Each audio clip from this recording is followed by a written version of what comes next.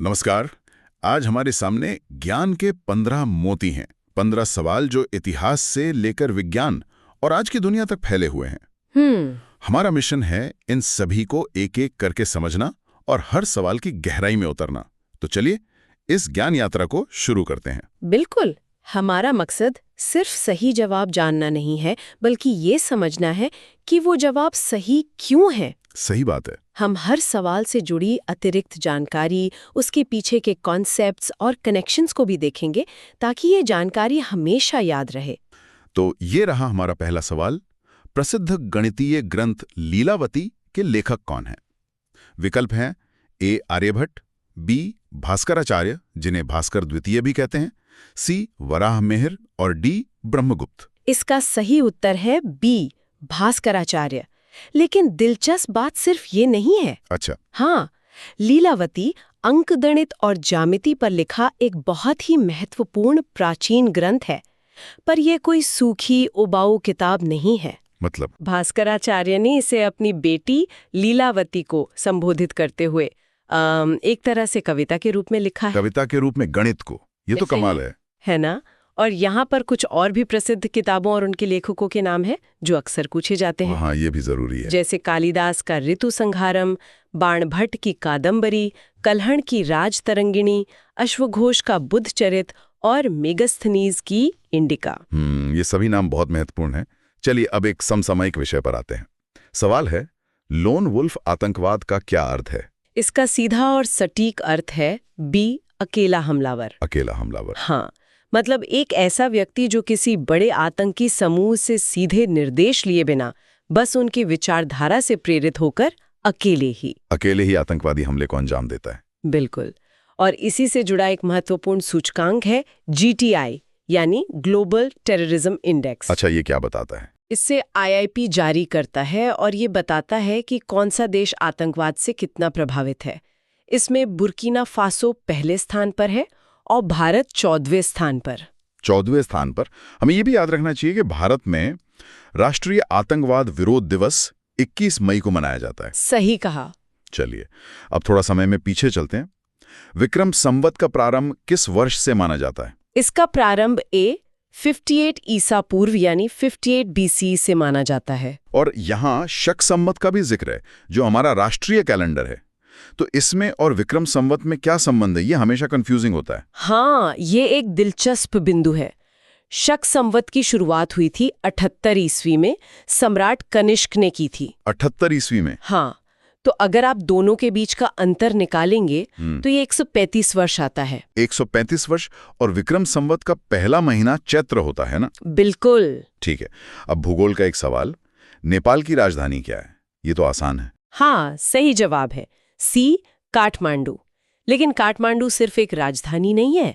अच्छा, और क्या है? ये सार्क यानी सार्क संगठन का मुख्यालय भी है। ओहो, ये एक जरूरी जानकारी है। हाँ, और बाकी विकल्पों पर भी नजर डाल लेते हैं।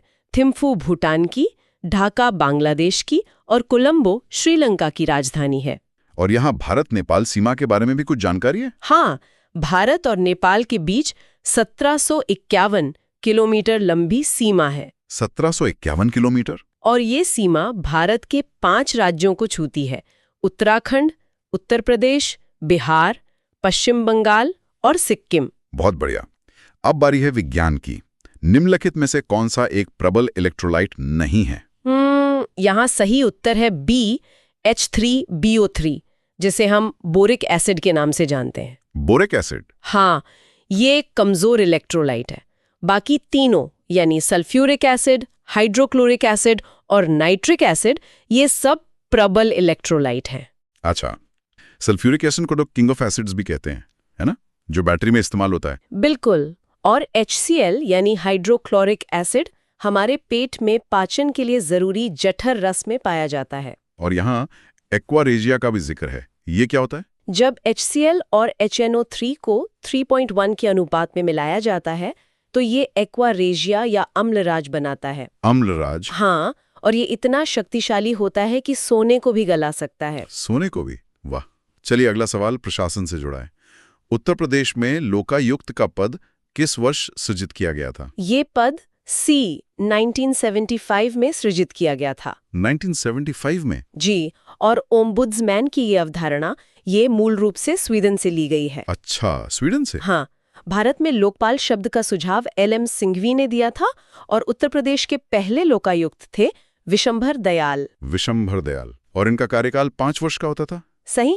ठीक है, एक और विज्ञान का प्रश्न। वायुमंडल में कार्बन किस रूप में विद्यमान होता है? वायुमंडल में कार्बन मुख्य रूप से ए कार्बन डाइऑक्साइड यानी CO2 के रूप में मौजूद है। CO2 के रूप में? हाँ, हमारे वायुमंडल में सबसे ज्यादा तो नाइट्रोजन है, फिर ऑक्सीजन, फिर आर्गन और चौथे नंबर पर आती है कार्बन डाइऑक्साइड। और इसकी मात्रा कितनी है? बहुत कम, लगभग 0.034%। अच्छा, अब कला और संस्कृति से जुड़ा सवाल। विश्व थिएटर दिवस प्रतिवर्ष किस तिथि को मनाया जाता है? ये हर साल 27 मार्च को मनाया जाता है। 27 मार्च? जी, और इसके आसपास की अन्य महत्वपूर्ण तिथियां भी याद रख सकते हैं, जैसे 21 मार्च को अंतर्राष्ट्रीय वन दिवस होता है और 15 अप्रैल को? 15 अप्रैल को विश्व कला दिवस। बढ़िया। अब आधुनिक भारतीय इतिहास का एक महत्वपूर्ण प्रश्न। भारत में अखिल भारतीय किसान सभा की नींव 1936 में किसने रखी थी? इसकी नींव स्वामी सहजानंद सरस्वती ने रखी थी। स्वामी सहजानंद सरस्वती? हाँ, वो भारत के सबसे बड़े किसान नेताओं में से एक थे। और इसी संदर्भ में बाबा रामचंद्र का नाम भी आता है? बिल्कुल, बाबा रामचंद्र अवध किसान सभा से जुड़े थे। चलिए, साहित्य जगत से एक और सवाल। गौडवाहो नामक प्रसिद्ध ग्रंथ के लेखक कौन है? इस ग्रंथ के लेखक हैं B वाकपति। वाकपति? हाँ, यहाँ अन्य लेखकों का भी उल्लेख है, जैसे बाणभट्ट ने कादम्बरी और हर्षचरित लिखी। और कल्हण?